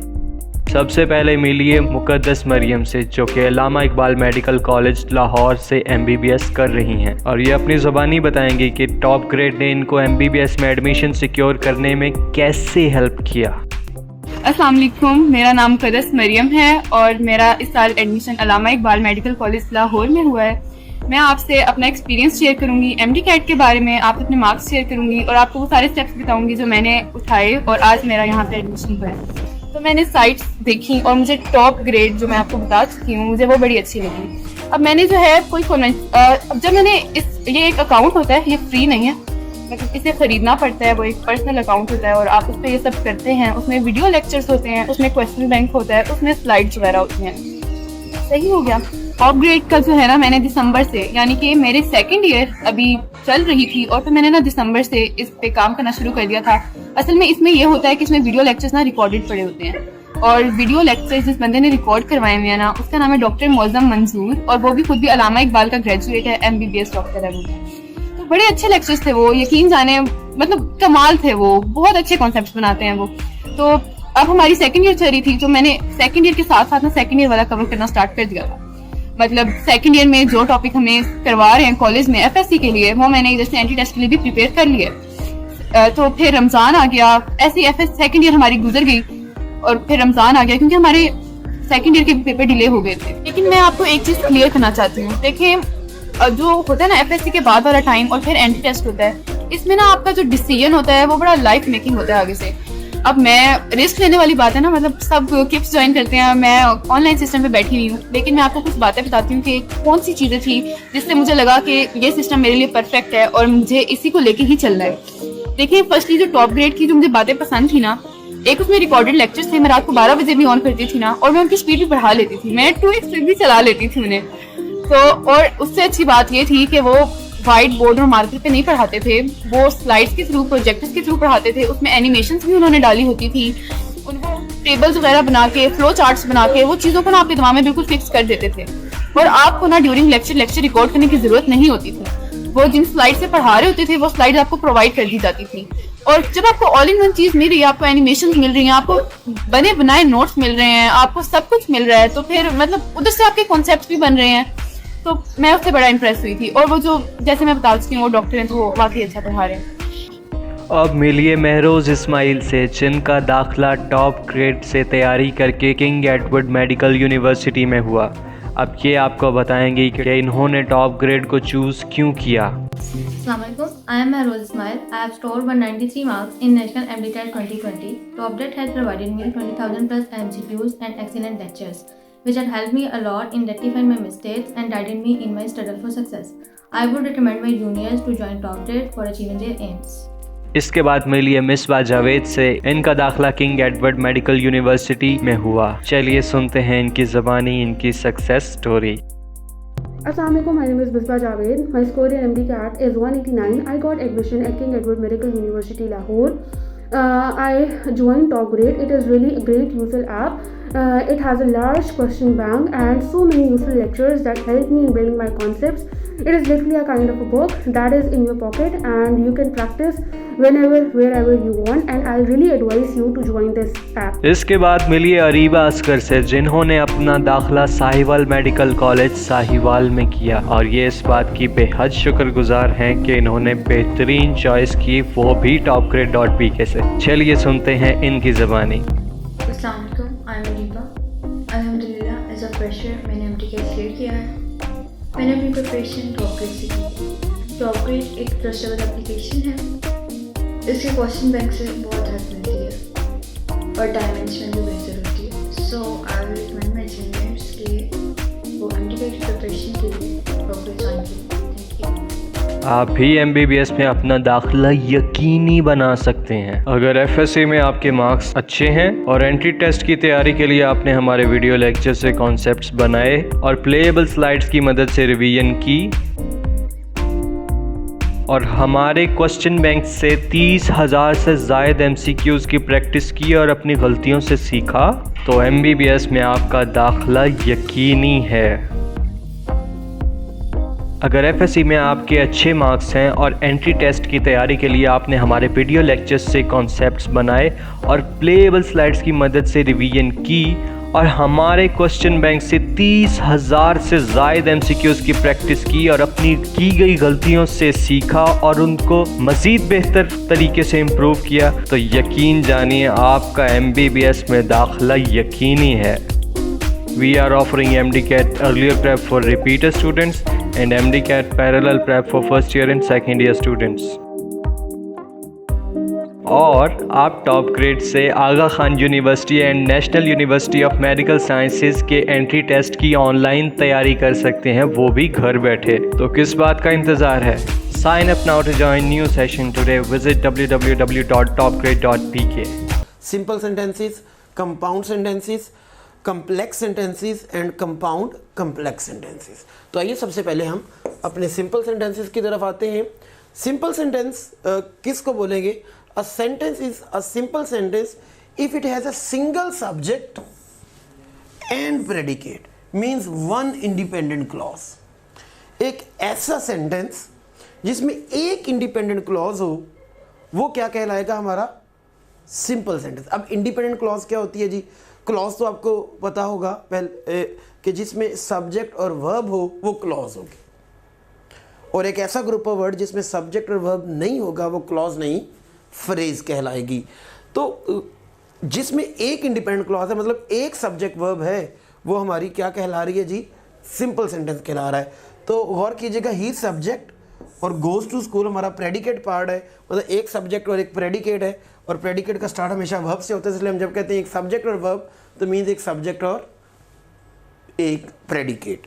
तो प्रेडिकेट गौर कीजिए, इस सब्जेक्ट का गोज टू स्कूल, ये इट मीन्स ये एक सिंपल सेंटेंस है क्योंकि इसके अंदर सिर्फ एक ही क्लॉज पाई जा रही है। नेक्स्ट देखिए, आई लाइक बुक्स। तो आई सब्जेक्ट है, लाइक उसके बाद एक जो है वो प्रेडिकेट है, मतलब वर्ब से स्टार्ट हो रहा है, प्रेडिकेट है, तो इट मीन्स ये भी एक सिंपल सेंटेंस है, इसके अंदर हमें कोई और इंडिपेंडेंट क्लॉजेस नज़र नहीं आ रही। All the boys with their bags have reach the stadium. तो ये तो हमारी बाउंड्री हो गई सब्जेक्ट और प्रेडिकेट की। तो गौर कीजिए, यहाँ एक ही सब्जेक्ट है, all the boys with their bags have reach the stadium हमारा प्रेडिकेट है, तो कोई और हमें सब्जेक्ट प्रेडिकेट कॉम्बिनेशन नज़र नहीं आ रहा, यूँ कह लें कोई और सब्जेक्ट वर्ब कॉम्बिनेशन नज़र नहीं आ रहा, तो ये हमारा सिंपल सेंटेंस कहलाएगा। नेक्स्ट मूव करते हैं, कंपाउंड सेंटेंसेस की तरफ आते हैं। Compound sentence is a sentence if it has two or more independent clauses. If a sentence has more than one, or you can say two or more independent clauses, तो then it would be called compound sentence। अच्छा, एक independent clause हम किसको कहते हैं ये भी जानना बड़ा ज़रूरी है। एक ऐसी clause जो अपने खुद you can say कि stand कर सके मीनिंग में और एक separate sentence बना सके अपने आप को, वो हमारी clause कहलाती है। चलो इधर देख भी लेते हैं। He goes to the office in the morning। तो गौर करें, ये हमें क्लॉज नज़र आ रही है जिसमें एक सब्जेक्ट और एक वर्ब मौजूद है। तो ये एक सिंपल अगर मैं कहूँ तो सेंटेंस बना सकती है अगर अकेली होती, लेकिन इसके साथ गौर करें, एंड लगा के एक कंजंक्शन लगा के एक और क्लॉज जोड़ी गई है, he takes classes in the evening. तो he takes classes in the evening जो है हमारा बेसिकली एक क्लॉज है, क्योंकि इसमें भी एक सब्जेक्ट और वर्ब है। तो दैट मीन्स टू से कि जो हमारी ये दोनों क्लॉजेज है वो इंडिपेंडेंट है। गौर करें, अगर मैं ले जाना चाहूँ तो इस क्लॉज को एक सेपरेट एंटिटी के तौर पर लेकर जा भी सकता हूँ। यू कैन सी, मैं कह सकता हूँ and he takes classes in the evening, full stop. इसका मतलब जो अगला हिस्सा है वो एक इंडिपेंडेंट सेंटेंस बनने की सलाहियत रखता है, तो इसलिए हम इस क्लॉज को, मतलब इस सब्जेक्ट वर्ब के कॉम्बिनेशन को हम इंडिपेंडेंट क्लॉज का नेम देंगे। तो ये दो इंडिपेंडेंट क्लॉजेज मिलकर एक सेंटेंस बना रही है। सेंटेंस एंडर देखें, फुल स्टॉप इसमें एंड पर एक मरतबा आ रहा है, ये एक सेंटेंस है और इसके अंदर दो इंडिपेंडेंट क्लॉजेज है, so that would be called a compound sentence. एक और एग्जांपल देखते हैं, I have a great idea. तो यू कैन सी हमें एक क्लॉज नज़र आ रही है जिसमें एक सब्जेक्ट वर्ब है, and I want to implement this idea. तो अगेन आपको सब्जेक्ट वर्ब जो है वो एक सब्जेक्ट प्रेडिकेट यूँ कह लें कि बाउंड्री नज़र आ रही है। तो ये दो इंडिपेंडेंट क्लॉजेज मिलकर एक सेंटेंस बना रही हैं, तो ये भी क्या कहला रहा है? Compound sentence. नेक्स्ट मूव करते हैं जी, कम्प्लेक्स सेंटेंस की तरफ आते हैं। Complex sentence students, a sentence is a complex sentence if it has one independent clause and one और मोर सबऑर्डिनेट क्लॉजेस। अगर एक सेंटेंस में एक इंडिपेंडेंट मिनिमम और एक या उससे ज़्यादा सबऑर्डिनेट क्लॉजेज होंगी तो हमारा कम्प्लेक्स सेंटेंस होगा। अच्छा, एक और चीज़ भी, अगर वो इंडिपेंडेंट क्लॉजेज एक से ज़्यादा हो जाएंगी तो फिर वो कम्प्लेक्स निकल आएगा, वो कंपाउंड का कम्प्लेक्स बन जाएगा, मतलब अगली कैटेगरी चली जाएगी। मतलब एक से ज़्यादा इंडिपेंडेंट क्लॉजेज नहीं होती, कम्प्लेक्स सेंटेंस में सिर्फ एक इंडिपेंडेंट क्लॉज होती है और हाँ जो सबॉर्डिनेट क्लॉजेज हैं वो एक या उससे ज़्यादा हो सकती हैं। अच्छा सबॉर्डिनेट क्लॉज क्या है ये भी थोड़ा सा आइडिया ले लेते हैं। सबॉर्डिनेट क्लॉज एक ऐसी क्लॉज होती है, क्लॉज होता तो सब्जेक्ट वर्ब कॉम्बिनेशन है, सब्जेक्ट प्रेडिकेट यू कह लें, लेकिन वो खुद अपने यू कह लें कदमों पर स्टैंड नहीं कर सकता एज अ सेंटेंस। तो आइए ज़रा देखते हैं ये कॉम्बिनेशन कैसे बनेगा। ही विल लीव, वो चला जाएगा। Okay that's a clause. How can it be called a clause? Subject verb or you can say subject predicate. और गौर करें नेक्स्ट में नज़र आ रहा है after he has finished his assignment. तो क्या मैं इस after he has finished his assignment वाले पार्ट को एक इंडिपेंडेंट सेंटेंस बना सकता हूँ? मैं इसको निकालूँ यहाँ से और उठा के लाता एक जुमले के तौर पर लिख दूँ after he has finished his assignment full stop, तो नहीं बनेगा। इट मीन्स इसको लाजमी तौर पर किसी और क्लॉज की ज़रूरत है so that it can complete its meaning. तो it can be after he has finished his assignment he will leave, या he will leave after he has finished his assignment. तो गौर कीजिएगा एक इंडिपेंडेंट क्लॉज और एक सबऑर्डिनेट क्लॉज जो है वो आपस में मिलकर एक सेंटेंस बना रहे हैं and that would be called complex sentence. Next देखिएगा when he came to me I was busy. I was busy आपको वाज़ेह तौर पर नज़र आ रहा है एक इंडिपेंडेंट क्लॉज है, लेकिन when he came to me subject verb तो रखती है, क्लॉज तो है, but there is another problem कि अगर मैं इसको सेपरेट करता हूँ when he came to me, when he came to me जब वो मेरे पास आया, तो can I put a full stop after it? No, it means to say it's not independent, it is dependent, or you can say subordinate. तो एक subordinate और एक independent. I was busy independent है, जैसे मर्जी लेता करके लिख दे आई वाज बिजी। तो ये दोनों सबऑर्डिनेट और इंडिपेंडेंट क्लॉजेज मिलकर अगर जो बना रही हैं that would B complex sentence. Next move करते हैं हमारी last kind of sentences structure based compound complex sentences.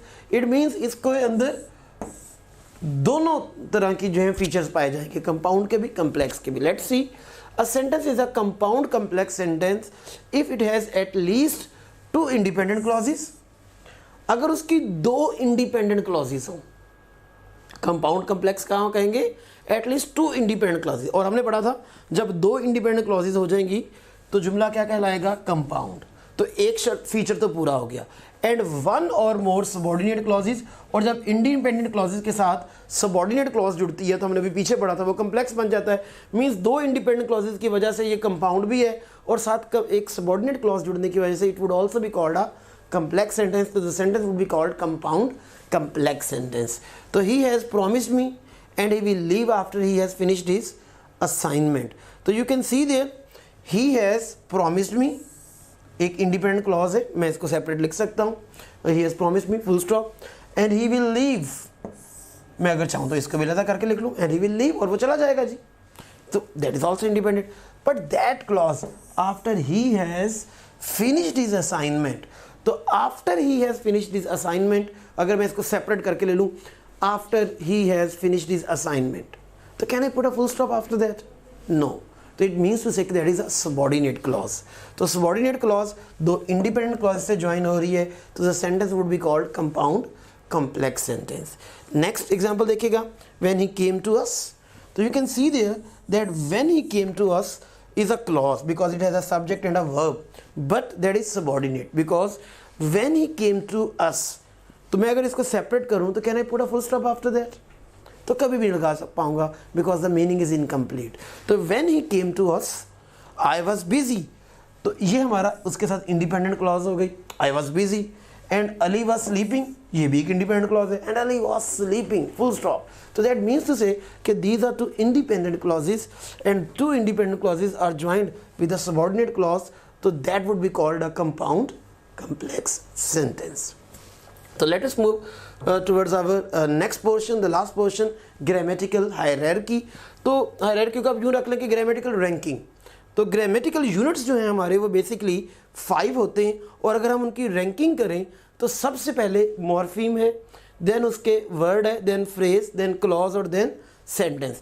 जैसे कि ये ट्रायंगल के थ्रू एक आपको डिपिक्शन दी गई है तो मॉर्फीम सबसे पहला भी है तो वो सबसे छोटा भी है as it is taking the less part of that triangle. Word morpheme से बड़ा होता है, देन फ्रेज उससे बड़ी है, देन क्लॉजेज उससे बड़ी है और सेंटेंसेस उससे भी बड़े होते हैं।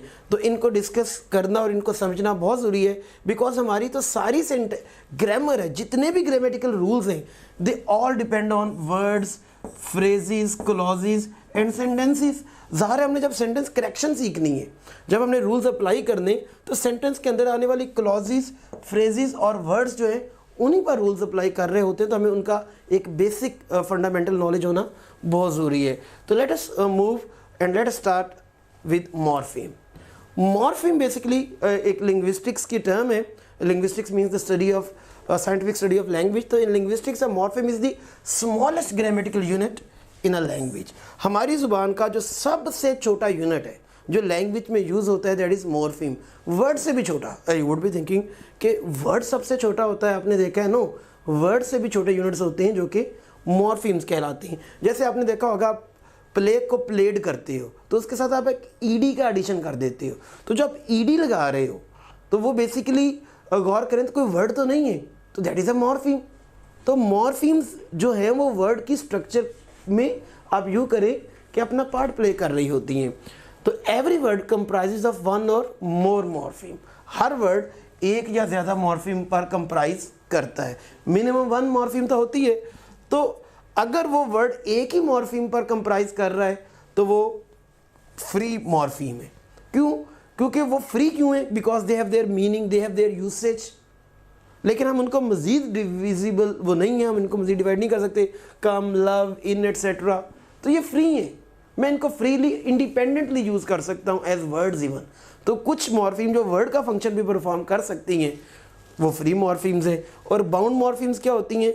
जो कि इंडिपेंडेंटली आप यूँ कहें कि अपना वर्ड का फंक्शन परफॉर्म नहीं कर सकती, they have to take help of other morphemes, और ये वर्ड की स्ट्रक्चर में हिस्सा लेती हैं। जैसे अन है तो ये अनबिलीवेबल के साथ, तो गौर करें अनबिलीवेबल में अन भी एक मॉर्फीम है, बिलीव भी एक मॉर्फीम है, एबल भी एक मॉर्फीम है। तो अनबिलीवेबल ये 3 मॉर्फीम से मिलकर बना है। और इनमें जो अन और जो है वो बाउंड है, लेकिन हमारे ये जो है बिलीव और एबल ये फ्री मॉर्फीम के तौर पर यूज़ हो सकते हैं, लेकिन अन एक बाउंड मॉर्फीम के तौर पर यूज़ होता है। It can not be use separately, individually, और यू कैन से इंडिपेंडेंटली। इस तरह एस और एस का हम इजाफा करते हैं, ING का एडिशन करते हैं, ED का एडिशन करते हैं, तो ये खुद इंडिपेंडेंटली वर्ड्स नहीं है। इनका कोई सिंटैक्टिक स्ट्रक्चर, कोई noun, pronoun, verb, adverb, adjective का या कोई मीनिंग वगैरह वाला कोई एलिमेंट बजाते खुद इंडिपेंडेंटली नहीं होता। तो let us move towards next and that is words. तो a word is a minimum free form of language that has a given sound. Word की एक अपनी गिवन साउंड होती है। मीन्स अगर लव है तो it has a sound love. अगर मैं एक वर्ड बोल रहा हूँ वाटर तो it has its sound water. लेकिन अगर मैं देखें, अगर मैं लफ्ज़ लेके रखता हूँ ED, तो ED कई बार साउंड चेंज करता है। वी टॉक्ड दैट, कई बार वो टा साउंड देता है अपनी इर्द गिर्द की जो है वो साउंड्स के साथ सिमिलेट होकर, और कई बार वो डा साउंड देता है। तो मीन्स टू से कि उनकी कोई अपनी इंडिविजुअल कई बार साउंड मौजूद नहीं होती। तो इनका एक मीनिंग भी होता है और इनका एक सिंटैक्टिक फंक्शन। सिंटैक्टिक फंक्शन वही जो हमने पहले बात पढ़ी थी। फंक्शन मीन्स उसका अपना कोई पार्ट ऑफ स्पीच की कैटेगरी से वो बिलोंग करता है। बिकॉज जब हम फंक्शन देखते हैं वर्ड्स के, तो उस वर्ड के फंक्शन के बेस पर हम उनके पार्ट ऑफ स्पीच की कैटेगरी फॉर्मुलेट करते हैं। तो ये अपना पार्ट ऑफ स्पीच के तौर पर एक सिंटैक्टिक फंक्शन रखते हैं, मीनिंग रखते हैं, साउंड रखते हैं। और जो मॉर्फीम्स हैं बेसिकली वो ऐसा हमेशा नहीं करती। तो it's composed of one or more than one morpheme। तो सब वर्ड्स एक या एक से ज़्यादा मॉर्फीम से बने होते हैं। देखें वाटर है तो ये सिंगल मॉर्फीम है, तो ये फ्री मॉर्फीम है, और फ्री मॉर्फीम्स आ रहे हैं वो वर्ड्स का भी एक दर्जा रखती हैं। लेकिन अगर आप सिंगिंग देखें तो इसके अंदर आपको 2 मॉर्फीम्स नज़र आ रही हैं, एक इंडिपेंडेंट मॉर्फीम, फ्री मॉर्फीम जिसको आप कह लें, और एक bound morpheme like that drink able.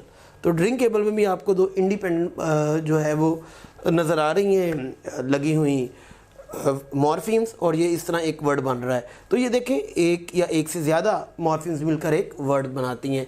तो इसकी नेक्स्ट अगली कैटेगरी पर चलते हैं, दैट इज़ फ्रेज। तो फ्रेज इज़ कंपोज्ड ऑफ 1 और मोर देन 1 वर्ड। एक या एक से ज़्यादा अल्फाज होते हैं जो फ्रेज में होते हैं। It doesn't have a subject और वर्ब कॉम्बिनेशन। फ्रेज गौर कीजिए वर्ड से थोड़ी सी बड़ी कैटेगरी आ जाती है, क्लॉज से छोटी है। क्लॉज सब्जेक्ट वर्ब कॉम्बिनेशन रखता है, वो भी ग्रुप ऑफ वर्ड है, ये भी ग्रुप ऑफ वर्ड है यूजुअली। लेकिन कई बार ऐसा भी हो सकता है कि सिर्फ एक वर्ड ही जो है वो फ्रेज बन जाए। It is really possible. जैसे to whom you gave the ball, तो ही सेड असलम, तो Aslam would be phrase then also there. Okay, subject verb combination जो है वो इसका नहीं होता फ्रेज का। हम बेस पर वापस आते हैं, क्लॉज का होता है, जो हम अगली कैटेगरी पढ़ेंगे। It does not make a complete sentence, it is a part of a sentence. ये कंप्लीट सेंस नहीं रखता और हाँ किसी सेंटेंस का पार्ट होता है। जैसे मैं कह दूँ ओवर द कोट, जैसे मैं कह दूँ विद अ ग्रेट स्पीड, तो गौर करें, एक मीनिंग तो रख रहा है लेकिन अपना इंडिविजुअल मीनिंग नहीं रखता। He drove car with a great speed, तो गौर करें ये एक क्लॉज का पार्ट है, ये एक सेंटेंस का पार्ट हो सकता है, but it can not be eight its own a sentence और अ फुल मीनिंगफुल यूनिट। तो नेक्स्ट मूव करते हैं हमारा क्लॉज, जिसको भी हमने डिफरेंशिएट भी किया फ्रेज के साथ कि a clause is a group of words with its own subject and verb, जिसका अपना सब्जेक्ट वर्ब होगा, और आप इसको यूँ भी कह सकते हैं अपना सब्जेक्ट प्रेडिकेट होगा, तो वो क्लॉज है। तो every sentence must have one clause. जो सेंटेंसेस होते हैं वो मिनिमम एक क्लॉज पर, या यूँ कह लें मिनिमम एक सब्जेक्ट वर्ब कॉम्बिनेशन पर कंप्राइज करते हैं। तो here some clauses, the patient had died, तो you can see subject predicate, when the doctor arrived subject predicate, I will help subject predicate, if you ask for help subject predicate. तो इसमें आप गौर कीजिए कि जब तक सब्जेक्ट प्रेडिकेट नहीं आता, या यूँ कहें सब्जेक्ट वर्ब नहीं आता, we can not term any group of word as clause. लेकिन एक चीज़ और पे गौर कीजिए कि इन क्लॉजेज में थोड़ी सी डिफरेंस है। मैं द पेशेंट हैड डाइड, अगर मैं इसके पर एक फुल स्टॉप लगाऊं तो that can be a sentence. Okay, the patient had died, full stop, it's a sentence. When the doctor arrived, can I put a full stop here? Can I? Never. I can never put a full stop here, and the reason is quite obvious, because when the doctor arrived is not a complete sense. जब doctor आया इसका मतलब ये है कि something needs to be added, और that is why ये हमारा जो है वो एक क्लॉज तो है लेकिन एक इंडिपेंडेंट क्लॉज नहीं है। आई विल हेल्प यू एक इंडिपेंडेंट है, फुल सेंटेंस बन सकती है, लेकिन if you ask for help एक इंडिपेंडेंट क्लॉज नहीं है, because it can not stand its own. Okay, let me make it clear to you, if you help me, अगर आप मेरी मदद करोगे, तो क्या जुमला तो पूरा नहीं हुआ, मीनिंग तो पूरी नहीं हुई, मैं क्या करूँगा, कैसा होगा, कुछ भी नहीं है। तो इट मीन्स टू से कि ये एक सबॉर्डिनेट क्लॉज है।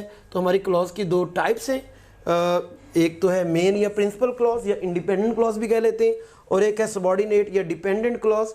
तो इंडिपेंडेंट क्लॉज कौन सी है कि main clause is a group of word that is on subject and predicate and can stand as a sentence at its own. मतलब मेरा कहने का क्या है, मैं वापस पीछे आता हूं, जिस मैं फुल स्टॉप पुट कर सकता हूं वो मेरी इंडिपेंडेंट क्लॉज है। क्यों? वो खुद एक सेंटेंस के तौर पर खड़ी हो सकती है, can stand as a sentence at its own, खुद अपने कदमों पर खड़ी हो सकती है। You will pass full stop.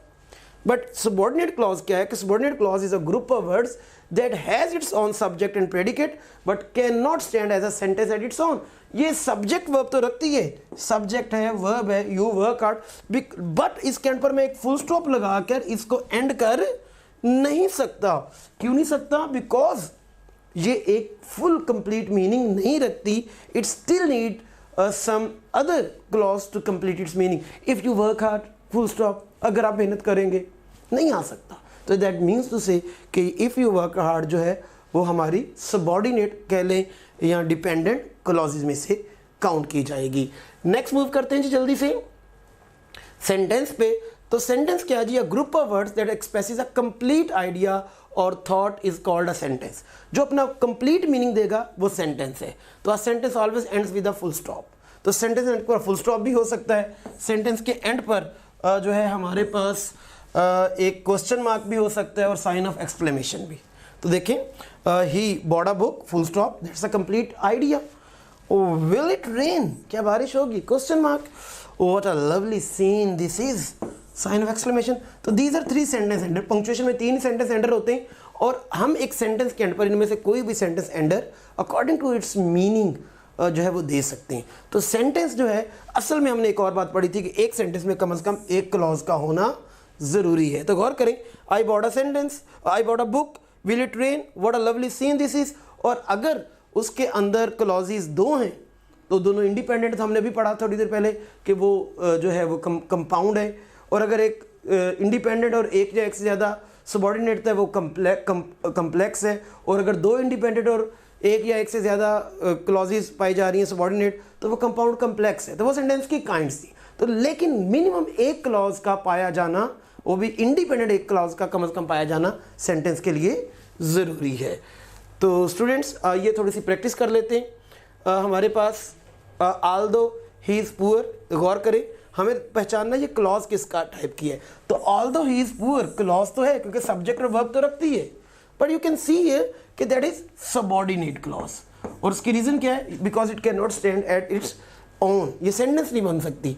And he won the match, तो गौर करें ही जो है हमारा सब्जेक्ट है, वॉन द मैच हमारा जो है वो प्रेडिकेट पार्ट है, but I can put a full stop here and he won the match. It can be use as a independent sentence. तो इसका मतलब ये हमारी इंडिपेंडेंट क्लॉज है। इंडिपेंडेंट क्लॉज की मैंने एक और निशानी बताई थी जिसके ऊपर मैं फुल स्टॉप पुट कर सकूं। I can make a sentence out of it. Next देखते हैं, I have a good book, तो I can put a full stop here, it means ये भी एक इंडिपेंडेंट क्लॉज है। तो I have a good book, मेरे पास एक अच्छी किताब है।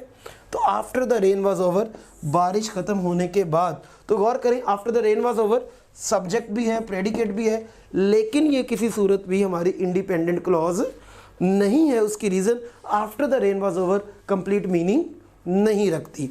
तो ये हमारी सबॉर्डिनेट क्लॉज जो है वो कहलाएगी। ओके स्टूडेंट्स, नेक्स्ट मूव करते हैं। तो हमारा ये टॉपिक इस तरह पूरी तरह से एंड हो गया। तो ये जो बेसिक्स ऑफ ग्रामर है, इनको जानना, इनको सीखना और इसको प्रॉपरली जो इसके साथ प्रैक्टिस वर्क दिया हुआ वो करना बहुत ज़रूरी है। Because through that basics of grammar you will be able to apply the other rules of grammar you would learn from this website that you are visiting, that rules of noun, the rules of concord, the rules of pronoun, the rules of adjective, verb, modifiers and other prepositions rules. They can only be applied accurately, or you can say skillfully, only if you have the basic knowledge of grammar. So that is all from my side today. Thank you very much. You can also download Top Grade app from Google Play Store or App Store. Visit topgrade.pk. For more information, contact 0304 111 5060.